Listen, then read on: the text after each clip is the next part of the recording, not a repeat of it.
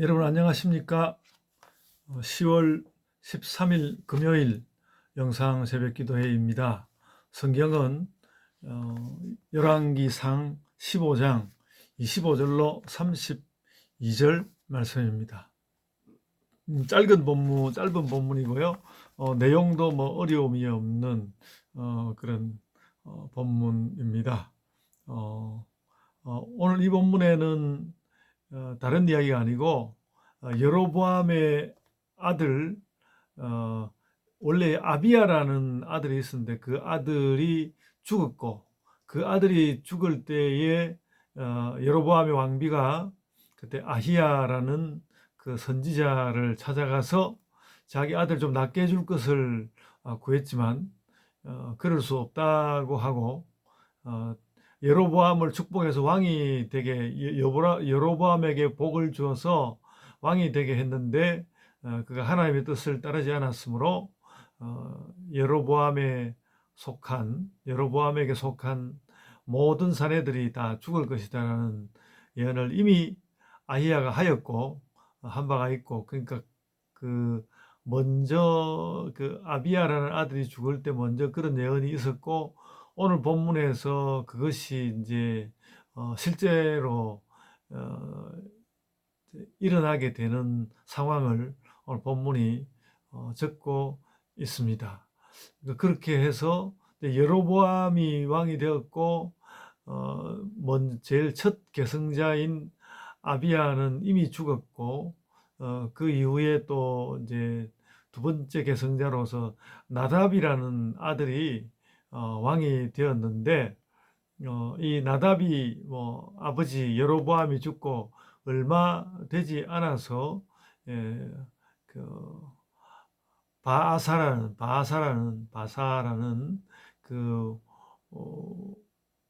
그러니까 이스사갈 족속에 속한 사람의 공격을 받아서 죽게 된단 말이죠.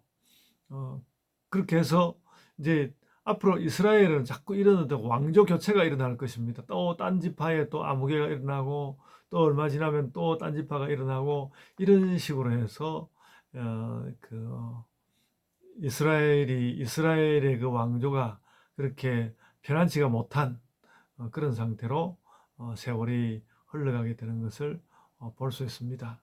오늘 본문은 무엇보다도 이제 29절을 보면, 본문 29절을 보면 왕이 될 때에 여로보암의 온 집을 쳐서 생명 있는 자를 한 사람도 남기지 아니하고 다 멸하였는데 여호와께서 그의 종 실로 사람 아히야를 통하여 하신 말씀과 같이 되었으니, 그렇게 말하였습니다. 그 29절에 왕이 될 때라는 이 말은 바사가 왕이 되었단 말이에요. 그러니까 바사가 왕이 될 때에 바사가 그 이스라엘 나답, 그러니까 여로보암의 아들 나답과 또 여로보암에 속한 모든 남자들을 쳐서 죽이게 되었다는 그런 말씀입니다. 그래서 이것이 열왕기상 14장 10절과 11절에 나와 있습니다. 여로보암에게 속한 사내를 쓸어버릴 것이다, 그런 말씀이 나왔고, 그래서 첫 아들 아비야는 그때 이미 죽었고, 또 그 다음에 계승자인 이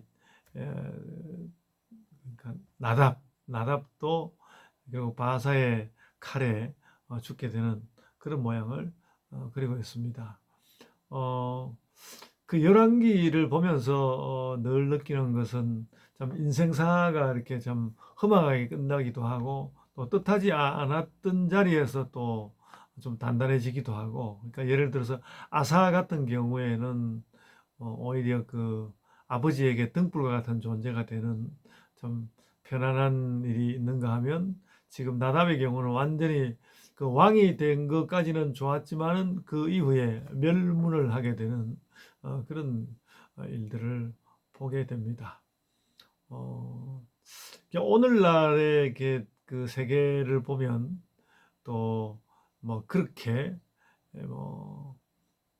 완전히 멸문지화를 당하는 그런 일이 흔히 일어나고, 그런 일은 아닌 것 같습니다만은 오늘날도 유의하지 않으면, 조심하지 않으면 이런 하나님의 징계에 접할 수 있다는 것을 우리가 알아야 하고, 그 징계가 정말로 뭐 벌컥 일어난다는 것보다도 어, 내가 잘못 사는 것이 그와 같은 징계를 불러올 수 있는 일이란 것을 명확히 기억하는 것이 중요할 것 같습니다.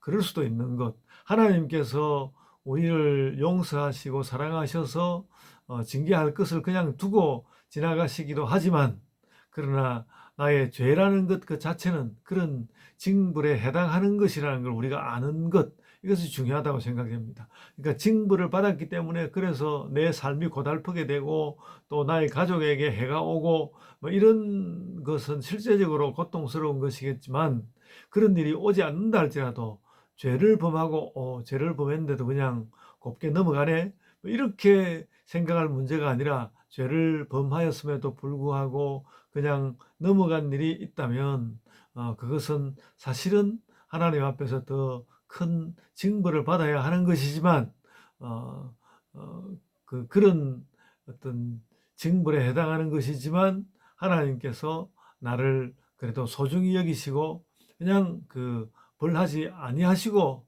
지나가신 일이라는 것을 우리가 알아야 하고, 그래서 우리가 어떤 죄의 결과를 물론 두려워하기도 하지만 그 결과를 하나님께서 용서도 해 주셔서 안 오기도 하는 것이라고 생각해 보면, 우리가 더욱 두렵게 생각해야 할 것은 뭔가 하면, 이와 같은 죄가 그런 징벌에 해당한다는 것, 그래서 내가 이런 죄를 지었다는 것 자체를 두려워하고 죄를 짓는다는 것 자체를 우리가 두려워하는 그런 자세가 필요하다고 생각됩니다.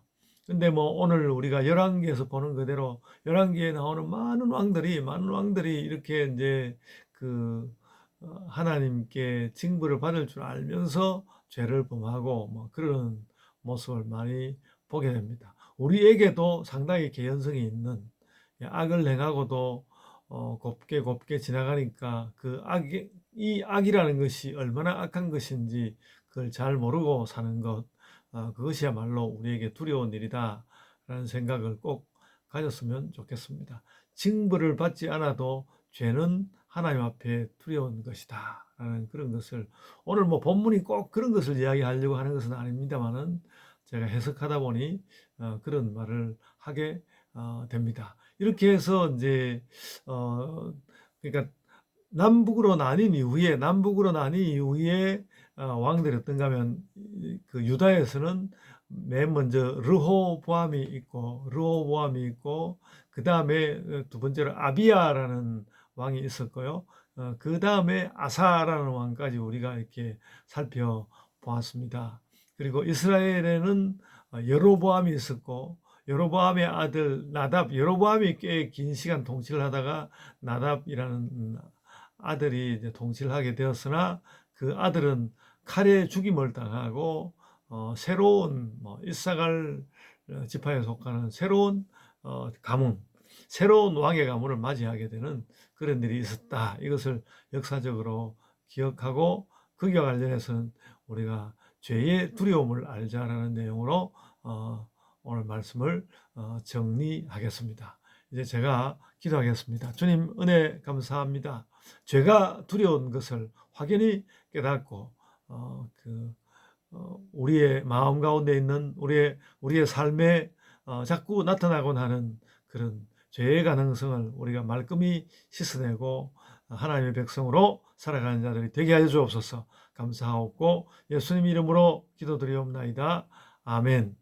하늘에 계신 우리 아버지여, 이름이 거룩히 여김을 받으시오며 나라가 임하옵시며 뜻이 하늘에서 이룬 것 같이 땅에서 이루어지이다.